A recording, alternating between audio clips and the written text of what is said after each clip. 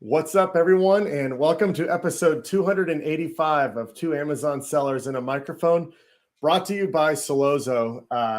And today we're talking about one of my favorite topics for sure, arbitrage selling, using a repricer to help win the buy box.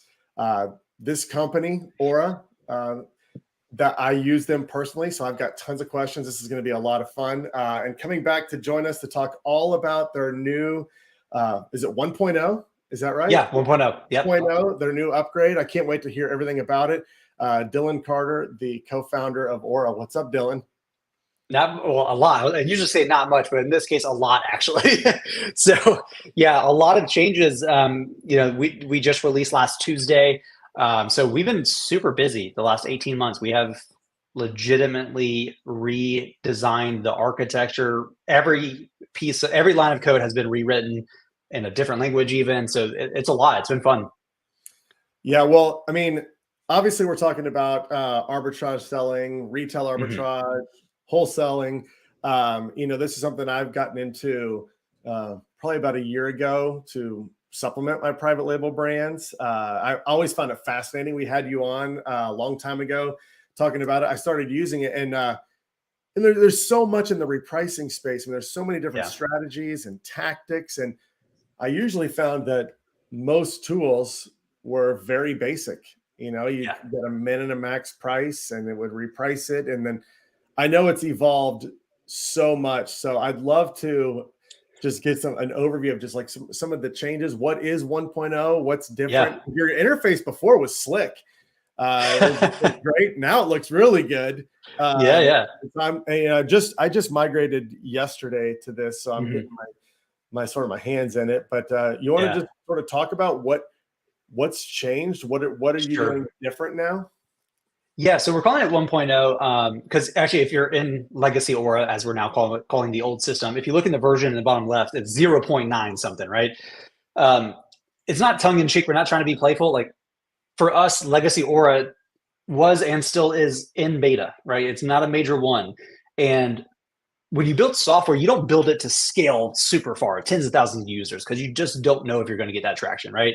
So you make certain decisions, especially 7 years ago, you make certain architecture back-end decisions of like how certain things should work. How do you define what repricing is in your system, let alone strategies and stuff like that, right? So what we designed for 7 years ago made a ton of sense back then, and we really got tons of traction. We grew way faster than we ever thought we would, and that's awesome. And then when you eventually get to a point where you need to pause and say, okay, well, can our current architecture get us where we want to go moving forward? And we took a hard look. We haven't touched product in a few years because we really had to think about this seriously, right? This is not something we just want to patch, right? This is how do we make one decision that really is going to positively affect the next 5 to 10 years for not only us as a company, but our users. And so the old system just was not as easy to add new features, fix bugs, all that good stuff. So we're like, all right, well, every line of code we write for the old system is now a line of code we didn't write for a new, better system. And so we spent the last 18 months actively rebuilding that from the ground up, which enabled us to add some amazing, cool features that just is not possible unless you completely rebuild your architecture, which is crazy. We happen to already be doing it, so it made sense for us to add some of these features as we went. And so 1.0, it really is that. This is what we envisioned Aura to be when we first set out to build it. And so, I mean, there's so much there. I mean, literally everything is new. And I appreciate the comment about the design previously. The term when we started surveying users and having conversations, we beta tested even designs. We didn't write code. Like 300 of our users just to get feedback. Does this flow make sense? Try it. Does it break? And when we asked people what they thought about us, it was funny. We didn't give a bank of words or anything. We just said, what do you think? Just, give us 3 words. The word intuitive came up like 8 out of 10 times. We're like, wow, that's pretty interesting. So we wanted to lean more into that in a more modern way. Old Aura still looks really cool, but the new version is far more modern and honestly just faster. And we wanted that to come through in the product. So, we didn't just rewrite the code. We actually have Tasso on our team. He's a product designer. He comes from Crayon, Quantopian, a bunch of other startups, and like this is what he does. Like full time on our team, like he's there to design not only what it looks like, but how it feels and how it works. And so he even designed a design system where it's scalable itself. Not only the technology is like we can add new features, but even like where do features sit? How do we add that to the design so it stays looking well as we continue to grow? So this 1.0 system, there's a ton of new stuff there, certainly, but we're not done. Like this is just the new foundation. The roadmap of features and stuff we want to add post this relaunch is dramatically longer than the things we've added, and we've added a ton actually. So how does this work? Let me get the rundown. Just like lay it out for me from like as simple as you can. How does this work when somebody comes and uses your software, especially for wholesale or retail ARB? Yeah. So great question. So repricing as a whole, if the audience isn't familiar with it, essentially, all right, so 82% of organic sales roughly happen in the buy box. So if you're a reseller and there's at least two of you, every time you're not in the buy box, you are not positioned to get a sale. So what repricing does is it runs algorithms 24/7 to ensure that you're well positioned for sales. So repricing tools don't generate sales. What we do is we actually put you in the right position to get sales and ideally also protect profits, right? So fundamentally, we're doing two outcomes: more velocity and higher profits. Sometimes you go one way versus the other. Sometimes you get a balance, and we can talk about that. So just 24/7, right? Like users create their own strategies. We call them algorithms, call them strategies. And you're just going in there and saying, hey, here's kind of how I want you to manage my SKUs, my pricing. Here's my minimum. Don't go below it. Here's my maximum. I don't want to go above it. And in these types of scenarios, here's what I want you to do. And so most people, when you're talking rule-based strategies, will essentially create multiples of these, and each one's designed for a different outcome. So you might have a liquidation strategy that says, you know what, I want to be really aggressive. I don't want to raise my price as often, and I'm willing to go down to break even 0% ROI. So we can automatically calculate that minimum price. Other ones, Q4 is going to be slightly different. Q1 is going to be slightly different as well. And so that's essentially what we're doing at a high level. Do you have like templates that people can just use? Like, hey, this is my liquidation template. This is the Q4 template. This is overstock template. Like, Yeah. So not exactly to that degree. We do have like pre-configured strategies. We essentially have a recommendation for what we see work really well. That's called the oscillation strategy. And what that is designed to do, an oscillation is just a wave that goes up and down, right? So if you want to make more money and increase sales velocity, it's actually really hard. Economically, those two things oppose each other, right? Okay, so how do we take advantage of this? What we do is we say, how do you get more sales? You get in the buy box more. How do you get in the buy box more? Well, you have a better offer. Unfortunately, with Amazon, a better offer means a lower offer. So to increase sales velocity, we reprice below by a penny to increase buy box ownership percentage. Now, if I just left it there, I get the comments about penny chasing and price tanking. 1000%, I get it. The second point is when we go back up. This is what makes it an oscillation. Once you've reached a minimum price, we then reset you to a maximum price and start this loop all over. What happens in that is we increase the actual velocity of sales, so the unit sold here, and we're resetting the average net profit per unit as we go up. So from what we've seen a lot of times, we can at least maintain a healthy average net profit per unit by moving more units, which is good. And actually, in some cases, we can actually have a slightly higher average net profit per unit and move more units. So a lot of people have this preconceived notion that repricing below by a penny is horrible. Kind of, if we're being simplistic about it, but if you're being strategic, that's actually not the case. You can actually increase profitability while moving more units doing that. Where we're going is a very different world. And this is where like our AI model comes into play, which we can talk about, because I think things are starting to change. So most of the time, if a user is coming to us and they're like, we have no idea what to do, how do I get started? Our support team is not outsourced. You got Finn, and I'm actually hiring a second person now. We will do it with you and for you. So a lot of times people will come and say, here's the thing that I'm trying to achieve. Great. That's all we need. We can jump in and help you tweak strategies, optimize them, all that good stuff. Because it can be overwhelming, and we try to reduce that level of overwhelm. Like I jump into Zoom calls with users all the time, just dive in and say, what's happening? What's going on? Where can we make these little tweaks to increase performance? And so we don't have templates in the sense of they're super specific, but we do have general ideas and recommendations. Yeah, that's good because this Amazon world is complex already. So to try to make it easier for sellers to use tools is something that Dustin and I do.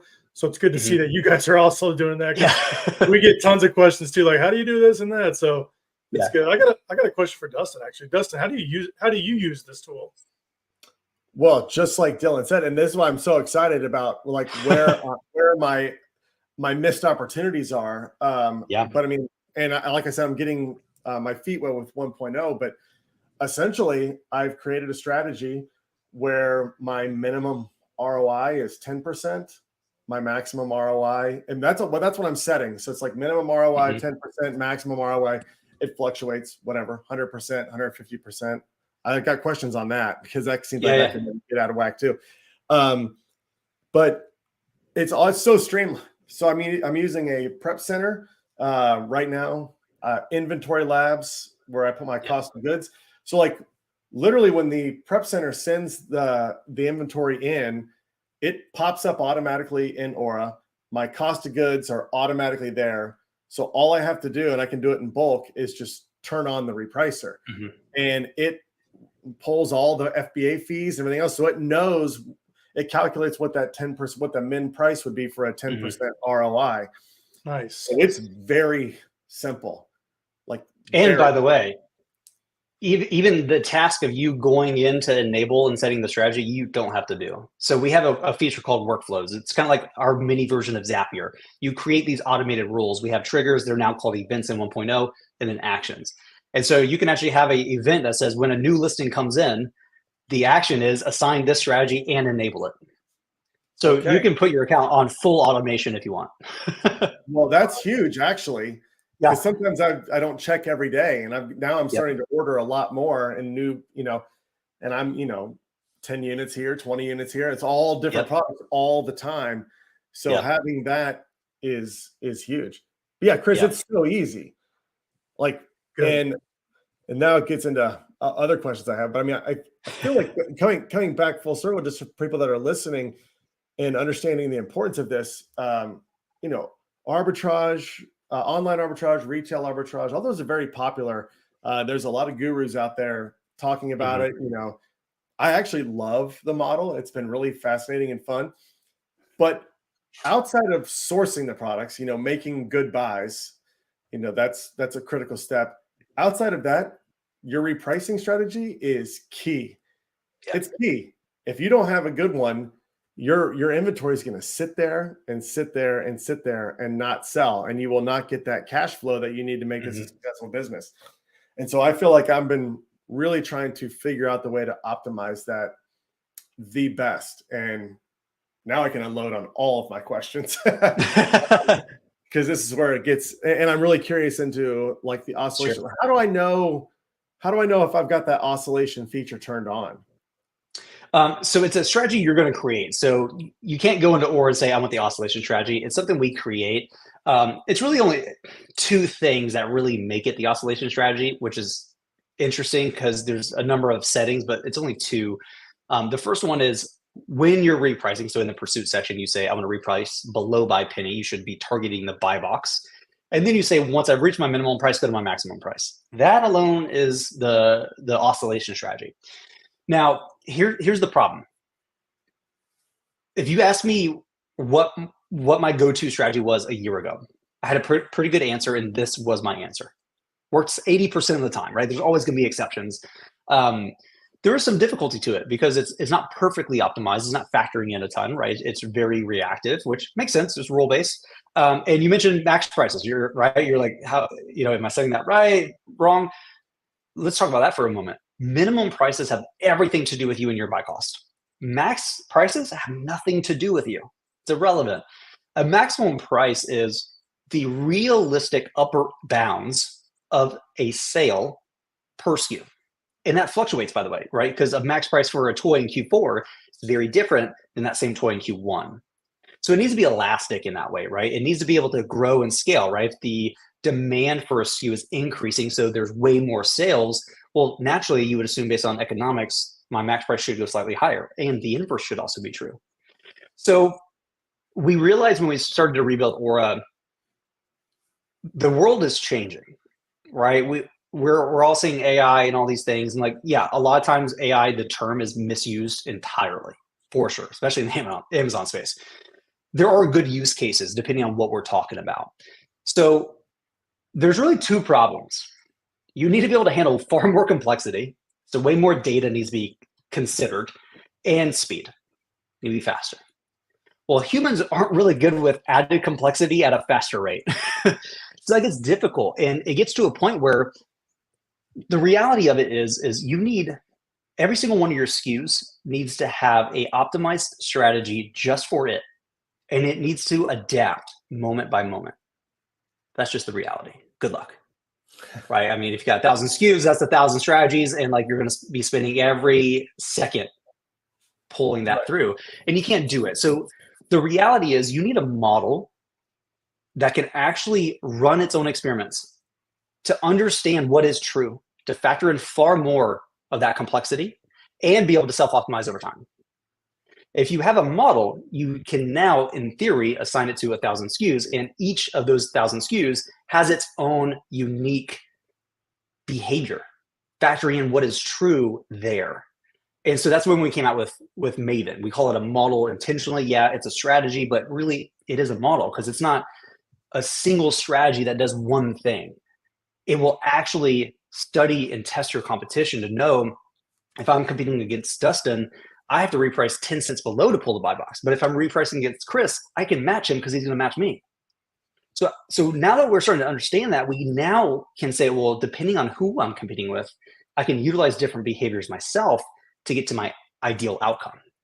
And so Maven will do that. It has its own memory, so we store a lot of this stuff. Max prices are gone. So what's fun is if you go from like a role-based strategy where you have 15 plus settings you need to set and decide on, Maven asks for one thing: how do you want your minimum price to set? Everything else, like max is gone. We have something called auto max. Because like I was saying, that same toy in Q1 versus Q4 are very different. Max prices are useful though, because if we know that you suppress the buy box at $30, great, factor that in. Let's not do that again. Otherwise, we're just going to keep doing it over and over. It's not efficient. So we can look at things like that. Is Amazon including a competitive price? 15 to 20% of the SKUs we sampled did have that. Okay, well, we know we're going to have a problem if we go above that. So we can add a lot more of this complexity. And Maven, this is our first version of the model. It does one thing. It's fine-tuned for one outcome: define an optimal price. Optimal price is defined by a balance between sales velocity and profitability. We want to find both. Eventually, we can have a model where it says, I actually want more velocity or I want more profitability. First one's balanced. What's nice is that balance, we can actually, we can calculate it. We can say that's the optimal price. And the optimal price, by the way, changes moment by moment. So what is happening is we have this ideal outcome, which is getting you and the buy box, ideally, to the optimal price, which is typically slightly higher than where people are competing. So if I know where I need to go and I understand how each of you are going to compete against me, I can then utilize different behaviors to get us up here. And so what's nice is you're getting more optimization, more complexity handled, but you as the user have to do less. And we introduced something called hyperdrive, which is one of the upsides I was talking about, like being able to do this re-architecture. When people say we have instant repricing, in the repricing world, what that means is the software company, like us, the third party, we're not slowing you down, we're not delaying you. However, to go full circle from we submitted it to it's confirmed by Amazon takes about 1.5 minutes to 2 minutes round trip. So funny enough, that's called instant repricing. Well, we just beat instant repricing because for up to 50 SKUs, we can actually do that full round trip within 10 seconds. And Maven, the model, uses hyperdrive. So complexity, Maven, speed, hyperdrive. So the point in where are we going now is less about what's the right strategy, settings, and tweaks, and it's more about how do we further utilize software and code to handle far more things in a way that is actually intelligent, that is not so rigid. And I think that's important. How are you able to go to 10 seconds? Is that just like new technology, new API, new strategy? I can't tell you exactly how we're doing it. But what I can say we are utilizing the new SP API in a very unique way. And we've tested it at stable. What a lot of developers did and what we actually did for legacy is when everybody got deprecated on the MWS API, the old API every developer used, they said, hey, you got by this date and data will stop flowing. Well, it doesn't make sense to rebuild your whole system. You just say, great, well, if I have this API endpoint in MWS, what's the same thing in SP API? And you swap them out and you re-authenticate. Well, we were already rebuilding and redesigning the backend architecture of like how everything is modeled at a very technical level. So we're like, well, hold on, why don't we pause for a moment and see what is possible with this API as if we're rebuilding or as if we're building Aura for the first time. Yeah. And one of those outcomes was actually hyperdrive. That's cool. That's cool. Yeah. Yeah. So Maven, I'm looking, I haven't used this yet, but now I'm going to. That seems like you would recommend that over than crafting your own strategy, just because it's much more dynamic and it's taken in, because there are so many factors. Yeah. And you don't want that race to the bottom all the time. And you know what, I like the no max price because I'd rather have something that's smart, figure out what that max, because I mean, a lot of times you're in a product, if your max price is like 200% ROI or something that you've set. Well, you may be the only person selling it, but you either get a suppressed buy box or it's just you've outpriced the market. No one's going to buy it. So that's bad in itself. So I'd rather something figured out. So what do I do for this Maven? I just turn that on and I set my minimum ROI essentially. And assign it to the listings you want to use it with. That's it. It will self-optimize. So it could take anywhere from a few minutes on very competitive listings where we're getting a ton of data up to a day or so, depending on if it's less competitive, because it's taking in all this information, right? And it's actually running its own little testing to say, okay, well, what's actually happening here? Based on that, here's what I'm going to do moving forward. And it will continue to do that. Okay. Well, now I got a question because this is where ties in. I'm wondering if Maven does this stuff. Yeah. Excuse me. So a lot of times, the prep center sends it in. Okay. It checks into Amazon. Now I've got a live listing. However, it's all in FC transfer for 5 days. I'm noticing that I'm turning my repricer on, so it's getting repriced while my inventory is not in a predominant or premium position to sell. Right. So I'm wondering, am I driving down prices while no one would be buying me anyway? Or what would a Maven intelligence do in that situation? Yeah. So Maven understands positioning really well. So in that case, when you have a available or an active listing, but not a fulfillable SKU, you need at least one fulfillable unit. It's actually going to hold your price at that calculated auto max price. So it's realistic, right? We're not going to take you from, let's say, a buy box of 50 up to 82. It's probably unrealistic, but we might take it up to let's say a 63 if that calculation works out that way. That way it is realistic. So if we happen to come in and let's say there's only one other seller right now, we're close enough to where that seller either manually or using their repricing tool will actually pop up with us and be like, oh, actually that's a better offer. It's close enough. Let's work with that. And then we can kind of get to it. So it will do that, which is kind of nice. So we've seen a lot of times where as well as I do, like you send in 20 units, they're not all getting checked in at the same time, right? You have like 2 go live, you get some sales, so it'll pop back up, it'll get some sales again, pop back down, right? Like it'll do this kind of jumping around because the whole idea here again is like, it's finding a way to find that balance between sales velocity and profitability. So it's not going to push down in a way that's going to negate that balance. If it finds it's out of balance, it will self-adjust, and that's what's important. I love it. I'm switching everything over to Maven. It sounds like, and that sounds like the right move. Is that right, Dylan? That sounds like the right move. Yeah. So we are introducing a more premium tier which is the pro tier. So essentially what's happening on pricing and packaging, when users migrate from legacy to 1.0, everybody's defaulting to the essential tier, which is what you've it's the same thing you've been on price wise, right? Still $97, way more features added. Mobile support, which I can show you guys, is actually pretty sick. So like full on mobile support now. So tons of updates there. What we wanted was to say, hey, listen, it's a whole brand new system. Can we just give you far more value and performance without you paying a dime more? That's what we wanted. And then we said, okay, well, we have this segment of users that need really advanced stuff, and they're doing hundreds of thousands of dollars plus per month. That's a different kind of segment of users, right?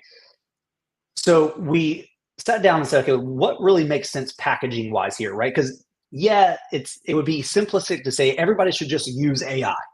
But if you're doing like 5 or 10, maybe even 15,000 a month in revenue, yeah, it is objectively better. But is it so much better that you should pay extra for it? Probably not. You're probably not in that cohort quite yet. And so Pro tier actually includes a few additional things like multiple users. So actually you can have your VA in there. They can have their own account instead of sharing your credentials. And you get access to Maven and all 50 hyperdrive credits. So on the Essential, you get 5 credits of hyperdrive because there are some listings where you kind of need that speed. Pro is really designed for sellers that are actively scaling and growing. And I think that's important. We do allow you to trial it, by the way. So the way the new trial works, if you start with Aura for the first time, you get access to everything to see what really makes sense for you. So it's kind of like hyperdrive. People are like, well, if I can go from 1.5 minutes to 2 minutes on average round trip to less than 10 seconds, why wouldn't I apply this to everything? Great question. Unfortunately, there's a technical limit at 50 SKUs. So unless you have less than 50 SKUs, you really can't. That's just a technical limit, because if we go from 50 to 100, the speed slows down, but it slows down exponentially. So it doesn't go from 10 seconds to 20. It goes from 10 seconds to like a minute real fast. So basically you kind of lose the performance upgrade there. So it's really for sellers that are actively like growing their business. I was talking to a seller the other day. He's like, I'm trying to figure out like if that makes sense for me. I was like, well, what are you trying to do? Because like his current sales is like, I don't really think it makes sense for you at your current level, but like, what's your goal here? And he's like, well, I just hired 2 people and I'm going to double my sales in the next like month or 2. Okay, well, that's a different story, right? Like if that's where you're going, you probably should utilize Pro features because it's going to help you get there faster, right? That whole compounding effect. And I think depending on where you're at, there's 2 use cases of applying software. Either you already have the problem, in which case you kind of needed it 30 days ago, and now you're just adding it to fix the problem, or you have a goal in mind and that software can help you get that goal faster. Now that's more of an investment. And I think that's what's important, is kind of how to think about like, where should I fit kind of in that mold? That's super important. Excuse me again. What's the most, and forgive me, I'm not in the rotating buy box world, but like what's the most pressing like metric sellers are trying to get? Is it if they set their minimum ROI, or is it a minimum price on an item? What if Dustin and I sell the same item and we have the same numbers? I'm sure the buy box is rotated. Like what are some answers to those? Clarify that for me just a little bit more. Yeah, like what's like the minimum? What's the main metric sellers are using when they use your tool? To measure success. Yeah, is it like I need to be minimum $5 a unit, or is it like 20% ROI? Like, and if we have the same numbers, how does this tool work to make sure that we're still getting the buy box? Yeah, great question. So it's hard to say there's one metric, right? Minimums are important. That's really the input. We want to look at the output, right? Like, what is the outcome here? And so it's hard to say sales. Yes, that's true, but you want sales with healthy profit margin, right? Because I can drop your prices by half and get you plenty of sales, but you're not exactly happy. So we're trying to find a balance between how can we maximize the total dollars you're doing and either profit margin or ROI, depending on how you're doing that. A lot of people look at straight buy box ownership percentage. I, again, think that's slightly too simplistic. Just because you have, an 80% buy box ownership percentage doesn't mean that that's actually optimal. In an interesting way, you want a balance of all these things. Sometimes you actually want to not be in the buy box because it has pushed down and you're intentionally trying to pull up. So especially if you're using a tool like, or a model like Maven, it's intentionally going to take you out of it, because what it's trying to do is get not only your price, but the buy box price higher at that optimal price. And so if you're being more strategic about it, it's a combination of all these things. It's kind of like, like our support team, they have 2 KPIs. The first one we set was median first response time during business hours, right? It had to be less than 10 minutes. But then there's an easy way to hack that. You just jump in and say, hey, on everything, and all of a sudden you hit your goal, right? You need a balance of quantity or speed and quality metrics. So to offset that, we essentially have a CSAT, so customer satisfaction rating of greater than 95%. So that kind of helps provide an incentive model that is correct. So it's hard for people when they're like, oh, I just want to double my buy box ownership percentage. I don't know if that's good or not, right? Sure. There's so much more to analyze because it's really like repricing is about finding the there's an optimal price for a sale every single second. And repricing is designed to get you there. I mean, I agree totally. I mean, I've noticed this where it's like I'll sell through an item real quick. And you know, in the past, and looking back at it, I just went straight to my minimum. And I know, I mean, if I'm selling that many, if I could have pulled somebody back up temporarily, I mean, I could have made $1, $2 more on every, you know, on 50% of those sales. And that just changes the ROI on that big time. So I mean, I'm really, I'm excited about Maven. I'm going to definitely be checking. So there's an interesting pattern, right? Because we watch people go from like using the old system to being like, I'm putting everything on Maven. Like, great. And we watch it, right? Like, what's happening here? We find that most people will see a slowdown in velocity in units sold, but an increase in margin. So that tells me most people are too aggressive and actually losing out on margin where, you know, you might have a pullback of, let's say, 10% on velocity, but an increase of 15 to 20% on margin.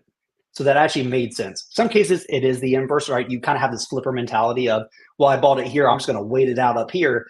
And in that case, you know, well, again, it's finding that same kind of balance. We'll actually say, well, actually, that's, you know, 70% margin or ROI you're getting is a little too high. If we brought it down 10%, you can move 30% more velocity, and now you're avoiding long-term storage fees. You have more access to your capital because it's more liquid now, so you can actually scale and compound faster. There are cases where you definitely, like liquidation is a good example, where you want more velocity than you do profitability. But generally speaking, you want to find that balance, right? Like you want to maintain healthy margins with healthy velocity. The hard part is those two things kind of oppose one another. And so finding that is the difficulty. That really leads me into my next question. Because this is something I really struggle with is like when to liquidate and what's the best way to do it? Because I'll find out all the time, like early on, you know, I was really trying to keep the cash flow going. So if something just sat, you know, the minimum or the buy box went way below like where my minimum was and just stuck for 30 days, I would just drop that minimum price to really low, liquidate, get it back. I'm playing with that time because I'm almost more now to like the 60, 90 day range before I do that, because I'll find out or I'll do some research and be like, you know what? I'm looking at the inventory levels of all of my competitors and they've only got a couple units left. If I just sit this out for another week, that price is I'll be the only seller. It'll bump back up and I'll make this profit just by waiting a week. Is there something with liquidation that can be automated? Even if I'm just setting up like, look, something hits 90 days, switch the strategy to, and what would you set as a liquidation strategy? You know, can that be automated? Inventory, it's 90 days, boom, let's get it to liquidation. And is that the right time frame? Yeah, so time frame is very difficult. It depends on the seller, what's happening. So I tend to look at your capital and your cash flow. So if you have a lot of capital, the opportunity cost of you letting it sit there a little bit longer is less of a problem. If you're really like the moment you get a payout, you spend it and it's that fast. A lot of times, you know, sellers will hold things like, oh, I'm just going to wait 30 days. I'm like, I get it. But like that theoretical 30 days, and by the way, it could be 90, the opportunity cost of you not selling it at a break even, and then spending it on something that is profitable in a shorter period of time, multiple times, that's high, right? So like a lot of sellers don't think about opportunity costs, but a lot of opportunity costs comes down to what the opportunity you actually have. So if you have a lot of capital, I would say probably less of a problem. If your capital's churning really fast, you should really have a higher liquidation rate in terms of how fast you're moving things. So like when I did wholesale, I wanted things to be moving. My sell-through rate was 2 weeks. I wanted it to come in and be sold in 2 weeks. Now that meant I didn't do big wholesale orders like a lot of people did. I did smaller, more frequent orders. So I would order every single week. But by doing that, I basically lowered my average age of inventory so that, and if there was ever a problem, I didn't risk a ton of inventory. I just paused and then got back to it 2 or 3 weeks later if I needed to. So a lot of people will do larger orders for the discount, which can like totally make sense. But I think some people go a little too hard on that and not realize the risk they are taking and locking things down. So age is really tough. And by the way, if you go into 1.0, you can click the little plus icon in the top right of the listings tab, the table, and scroll down. You have age of inventory added as a metric now, so you can see this. I saw that. In-app. Love it. Love yeah, it. so you got that now. Now, can you automate that? Yeah, you can. Right now in Aura, no, but because we just added that data, now what we can do is we can create an event for workflows to say, if I have a SKU where my age of inventory, if I have at least one unit in 90 plus days, go change my strategy to my liquidation strategy. So you can actually have it change back and forth.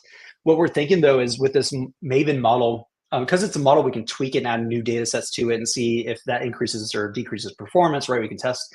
I think it will make sense for us to include age of inventory in that model so it can factor that in for you. Because when you first come in, you want to be a little bit conservative, right? And as it sits there, you want to be more aggressive. Totally makes sense. So why couldn't the model do that for you as well? So when yeah, that would be amazing, obviously. So so right now inside, you think I can make a workflow where it says if it hits a certain. So we haven't added that as a event or a trigger yet, but we have the data. So we can basically we'll be able to circle back and add it as a new version now that we have the data. So we don't have the support for using age of inventory as a trigger for a workflow, but now that we have the data, we can now create the trigger, if that makes sense. Yeah. Let me know. That would be awesome. Yeah. When that happens. Just in terms of liquidation strategies, what do you recommend for someone to set? So like if I just have made a strategy so I can manually go do it right now when I see it hits 60 or 90 days, turn on liquidation, but can you do a negative ROI?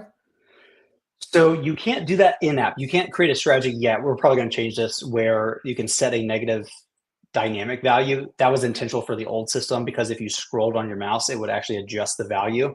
So we found that if somebody put in 12 and like accidentally scrolled, it could go to negative 300 and then not realize it. So we just made that a non-issue. New Aura doesn't have that kind of same functionality with a scroll inside an input field, so we can fix that. So what I recommend is you create a strategy where you never go to your max, you never raise your price, you always price below, you target the buy box because that's where you're going to get sales, and your minimum ROI is 0%. Here's what's good about that though. The first phase is you go to that, and if things are still not moving, because you're automatically calculating your minimum price at 0% ROI, you know that's your break even. Now you can actually override the automatically calculated minimum price and set a manual one. So if break even is $15, you can be like, well, I'll set it to 13. Perfect. That's now technically negative, right? The model just can't, or the strategies just can't do that quite yet. But we're gonna change that. Okay. So first step, you'd go to 0 ROI just to get your money back, and then ideally you'd be able to set a trigger where that lasts 2 weeks or whatever, and then change your minimum price to 0. Yeah, right. Because I mean, at a certain point, things like it's a sunk cost fallacy, right? Like you already spent the money, and just because it was profitable at 30 and now it's selling at 10 and your buy cost is 12, yeah, you should wait a little bit.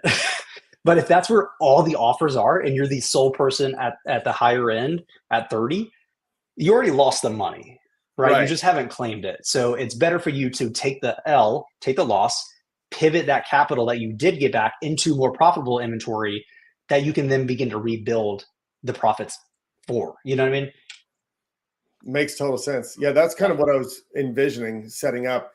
An automated way would be amazing. Moving forward. But all of this is fascinating. I'm super curious to see what Maven does. So I'm going to switch all of my listings to that. Now that Dustin switched, is it going to go into an effect like tomorrow? So like when repricing happens, immediately changes over. Okay. Immediately. And so Dustin, you'll enjoy this. So old Aura, I call it a goldfish because it didn't have listing memory. So if you went into old legacy Aura and let's say every one of your SKUs is using strategy A, and let's say you're automatically setting your min prices to 15%. If it's now Q4 and you want to raise that to 30, so you go and you change the 15 to a 30 and you click save, nothing happens. Why? Because we're waiting for the next organic price change to come through for us to then have the data to respond to. On average, that's 15 minutes, could be as high as 3 hours. So old Aura would receive a price change, we would react to it and forget it ever happened. That's why I call it a goldfish. Now, that was fine 7 years ago.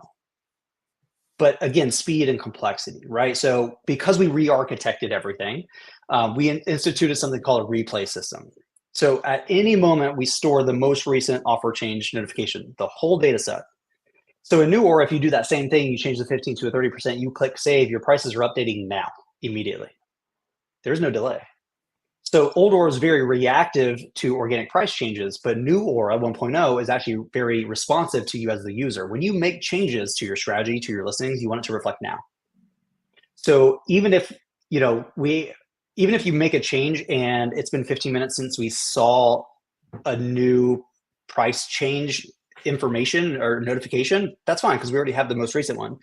So we can replay that same offer change data using your updated settings in strategies and stuff like that, which is really cool. And by the way, we also have pages that have something called auto refresh. SKUs are that way, the listings page is that way, the dashboard's that way. When you toggle it on every 5 seconds, or is checking for updated information. If we have it and you're not seeing it, we'll push it to the page. You don't press refresh, you don't click the refresh button or F5, what have you. You just let it sit there and it will automatically update every 5 seconds. And so what's nice is when you pair all this together, especially on a SKU page, let's say you change your minimum price and that forces a price change to occur. If you're using hyperdrive and the page is auto refreshing, you're either going to see one of two things happen. Either that first refresh at 5 seconds, it's pending, we're waiting for confirmation, we've already submitted it. And then on refresh number 2, it's confirmed. Or the first refresh, it's actually just confirmed. You actually never saw it be pending because it just happened that fast. So the whole idea here is how do we make the application, the actual software, far more responsive to you, not only in terms of you making changes, but also the data you're looking at, right? What are you doing when you log in? You're analyzing data to then make a decision and take action on it. So if that data is even 5 or 10 minutes outdated, again, speed here matters, you're making an outdated decision. So now everything's happening as real time as we can get it from the API. I love it. I've noticed that. Yeah. Like, data's updated. I didn't refresh. Yeah. Right? That's really nice. Man, my voice all jacked up.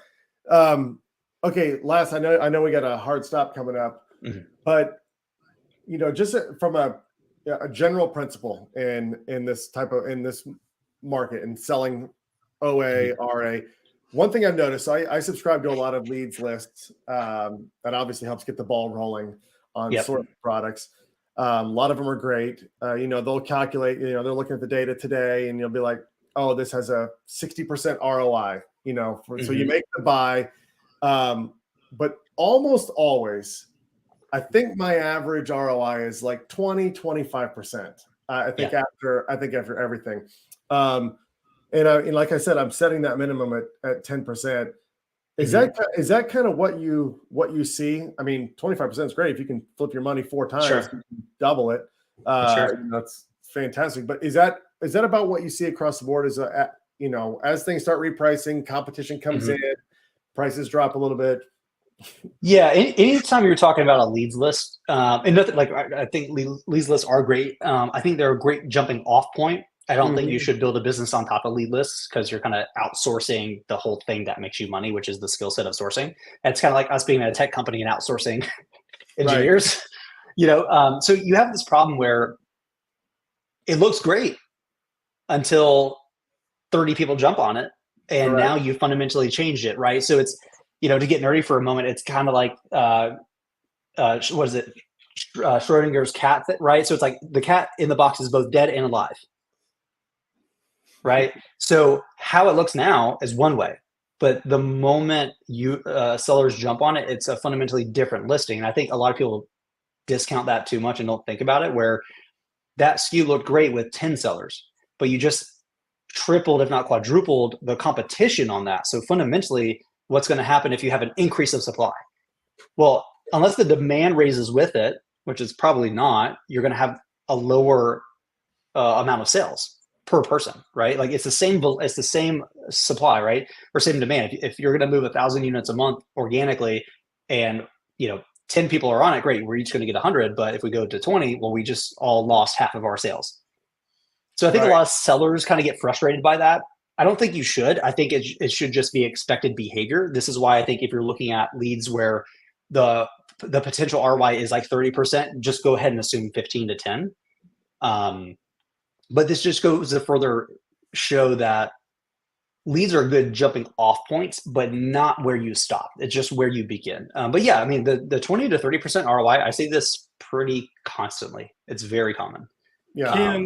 Can tools read other sellers' inventory? Like if I knew Dustin only had 10, I was like, the hell with this. I'll hear Dustin sell out of the 10 and I'll wait for him to sell out. Like, is that everybody asked when we came out with Maven, they started beta testing it, was like, oh, can you factor that in? I would love to. The issue is that's not accessible via Amazon's API, right? It kind of makes sense privacy wise.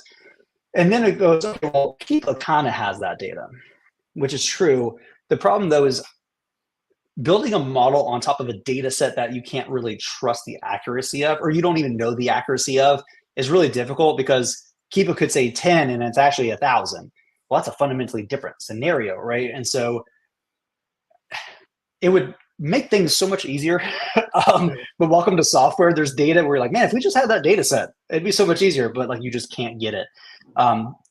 So even like the 999 trick where you could essentially scrape it, that's kind of gone away as well. So it's hard to get enough of that data that is precise and consistent to build something on top of. Yeah.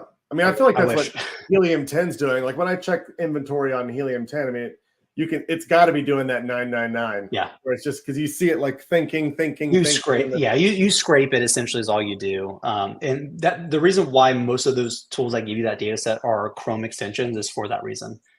Yeah. So, yeah. Fascinating. There's so much in here. I'm super excited about setting up Maven.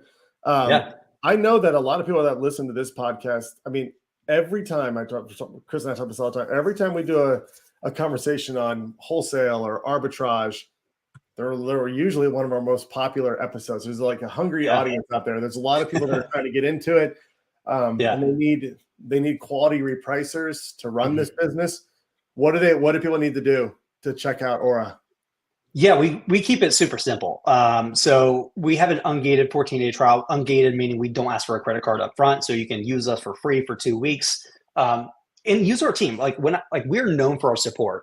So if you're like, I'd love to get started, but I'm kind of overwhelmed. Great. We have a little blue button in the bottom right of the application of any page. You click that, you talk to our team. It's not outsourced. Nobody's in the Philippines. It's all us in the States. And then what I recommend is get set up with a free trial, get connected, and then learn. We can get you up and running, by the way, in less than 10 minutes, like very easily. And so if you're not sure if now's a good time, because that is kind of difficult and it does depend, go start a free trial. And if now's not a good time, you're like, man, my sales are just not where they need to be to warrant having a repricing tool, perfect. Pause, go keep building and sourcing, come back in 3 months, we'll reset your trial for you and get you sorted out. But really lean on our team. Like we are more than happy to analyze your account. If you're like, I think I set it up right, but let me get some confidence on this. Reach out to our team. Like, hey, can you just review my strategies, my account? Tell me if I'm missing anything or if anything seems wrong. We'll tell you, and we'll probably just fix it for you anyways, right? So use us for the work is what I'm saying. But yeah, just go Aura.com. Everything just got rebuilt. It's awesome. So when you get started, you'll actually trial by default all the pro features. So you get to try all the new cutting edge stuff for free, which is pretty cool. Well, I recommend everyone do it. If you're doing any kind of flipping or arbitrage, you definitely need to check out Aura. 14-day trial. You'll love their interface. You'll love Maven. I can't wait. I'll have you back on, and I'll give you the results of my test with Maven. But Dylan, thank you so much for your time, man. We really appreciate it. It's been a blast, and we'll get you. I know there's going to be a 2.0 coming out some point. We'll get you back on for that as well. But again, thanks so much, and thank you everybody for tuning in. We'll be back at this on